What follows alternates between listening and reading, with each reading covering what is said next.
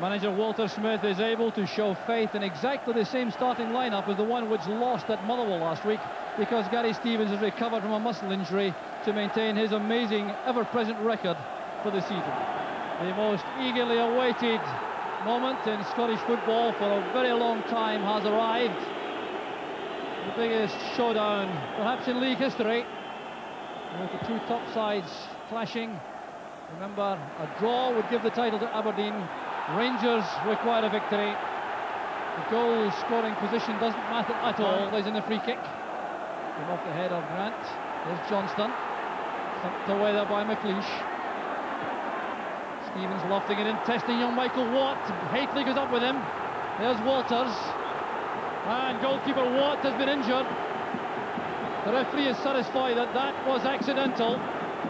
But there's no question that Aberdeen would have expected the young goalkeeper to be tested so early. And this was quite a deliberate ploy. Gary Stevens lofting that in high, leaving enough time for Hateley to make the challenge. The young keeper tried to catch that rather than punch. And Rangers have a free kick, which Stevens will take. Thrown away there by Van de Ven. He didn't realise he could have let that go for a goal kick. With a corner, this will be an in-swinger for Watt to deal with. And a bit of bumping and barging inside the 6-yard box. Johnston, I think, adjudged to be the principal culprit. It's a free kick to Aberdeen. Switching play to the left for Cowan. He's brought down by Van de Ven, and he will also be booked. Anything perhaps having the edge in the attacking sense, but there's Hillhouse to Jess. Hillhouse again, well tackled by Cowan. It breaks for Van de Ven. The early cross finds Connor on the left. Back for Jim Bett. Kimmy reacting quickly. There's a chance for Van de Ven going through, and it's Woods on the penalty spot for the save. Well, that was a great chance for Aberdeen, and having assessed the pattern of play, Walter Smith has decided that Tom Cowan should be withdrawn and Ian Durrant should replace him. Cowan injured. The option provided by Van de Ven on the outside. There's Hillhouse, and the best chance of the match so far falls to Hans Hillhouse. It was just a fraction too high for the Dutchman. Brian Grant's header. And a fine first-time effort by Ferguson. There's Hillhouse. Van de Ven storming up. There's Brian Grant. And a fine effort from Grant. Looking strong and busy in midfield for Rangers. Now Walters back on the left. Cross is too high for Hateley. Retrieved though by Durrant.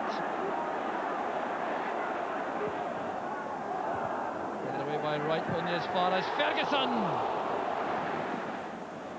Walters wants to bring the ball down and take on Wright. Going for the early cross. There's Hateley. It's a magnificent goal for Rangers. 5 minutes from half-time and Ibrox erupts. It's just about the first time in the match Mark Hateley's at the better of Alec McLeish. It was a delightful cross and a masterly finish. Set up here by Walters. Well, good decoy runs made there, notably by Gary Stevens. That ball flighted across. And this is Mark Hateley at his very best. And what at the hook. Well, a goal of genuine quality. An indirect free kick from inside the box. It's turned back there for Robertson. Charged down by Brown. Kimmy returns it across towards Van de Ven. Brown get up well. Walters well tackled by Van de Ven. Hateley getting up again. McLeish didn't follow him that time. Here's Connor. Bringing it up the line for Booth. The layup was intended for Kimmy, but he's released Johnston. Hateley waits in the middle. He will look to be offside. Well, the referee's allowed the goal. And Rangers are 2 in front. The error made in defence by Scott Booth. Chris Woods is celebrating, so too are the Rangers supporters. Mark Hateley gets his second. Well, here was Johnston. Now Hateley appeared to me to go into an offside position behind Alec McLeish. But the shot was released by Johnston. Watt couldn't hold it, it bounced away from him, and Hateley was first to react to turn the ball into the net. The Goal coming 10 minutes into the second half. There's Jim Bett. Woods in trouble. There's David Robertson trying to keep the shot down. Let it cross here from McKimmie. He has a shooting chance. Well, not quite so deadly on his left foot as he would have been on the right. He had a cross for Van der Ark. Nisbet did well. There goes Brian Grant. An offside flag up against Van der Ark, I think. And John Brown has gone down very awkwardly indeed. So the alterations being made involve Gary Stevens joining Nigel Spackman in central defence. Terry Hurlock going to left back. McCoy's going up front with Hateley, and Johnston dropping back into midfield beside Ian Ferguson in the middle. Every eye now on the referee as the ball is out of play, waiting to see if Brian McGinley will bring this match to an end and make it formally Rangers Championship. There it is! Rangers have won the championship.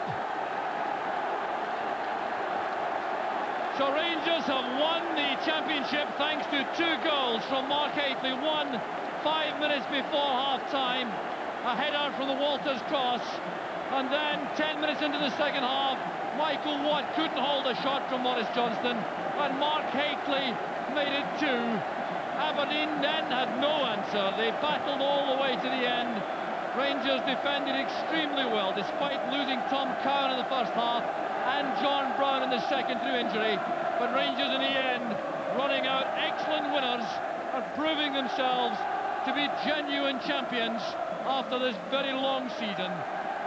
But Aberdeen deserving tremendous credit for their contribution to the championship race. The moments of celebration begin now for these Rangers supporters.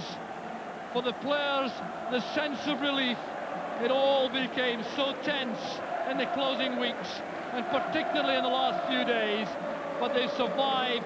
There are 4 Englishmen there, Hateley, Hurlock, Woods and Spackman, all savouring this occasion in which they won the Scottish League Championship.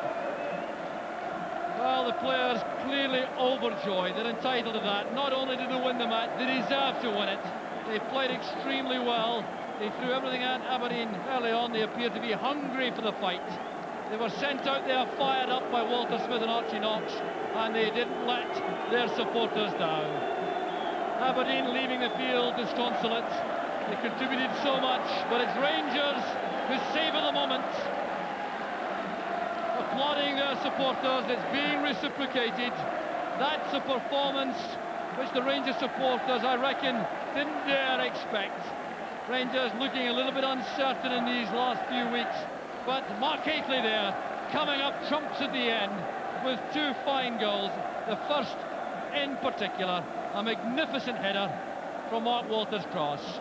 That's what broke the deadlock. That's what took all the strain off and set up these Rangers supporters for a night of sheer joy and celebration. So it'll be a long time, I'm sure, before the stadium is cleared. The supporters will insist, I'm sure, on the return of the Rangers players to take a lap of honour.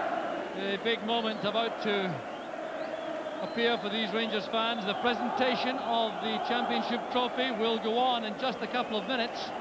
So Dougie Donnelly now is speaking to the Rangers manager Walter Smith. I don't know whether I'll manage to follow it. It's been a tense week, this one, after a defeat at Motherwell last week, and I thought our boys were magnificent to come back from that. And we've had a lot of blows this season injury-wise, and to have won the championship this year, I think is a tremendous. The news from Ibrox says that after winning by 2 goals to 0, thanks to Mark Hateley goals, Rangers are the 1991 league champions.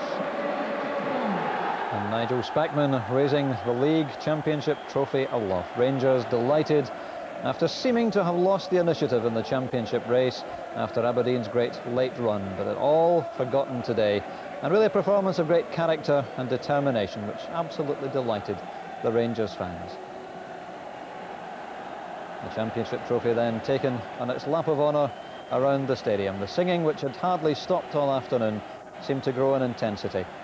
And poor John Brown, who has a torn muscle, and of course Tom Cowan has a fractured fibula, out there, crutches and all, to join in the celebrations.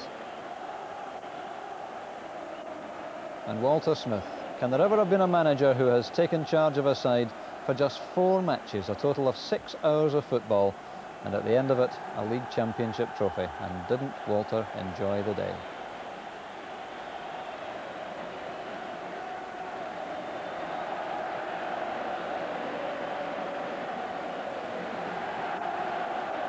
The celebrations, I'm sure, still going on long into the night in Glasgow and indeed throughout Scotland. Those Rangers supporters who undoubtedly felt the tension through this week, and the emotion getting to Ali McCoist. It's not been the happiest of seasons for McCoist, but my goodness, today more than made up for it. What was the attitude going into the game today? Because you knew that you had to win, a draw wouldn't be good enough. That's right. Well, we've been preparing all week for one game, you know, one cup final, and Rangers in a cup final, who'd bet against us? What about the atmosphere out there? I don't think I've ever heard it quite so noisy here at Ibrox. Well, they're brilliant. You know, they pack them in. I can't wait till we get 52,000 in there. It'll be frightening for opponents. They get behind you, and you know, they rally you on, and they get that little bit extra out of you. You know, when you're down in the last 5 minutes, when your back's against the wall. And look at them now.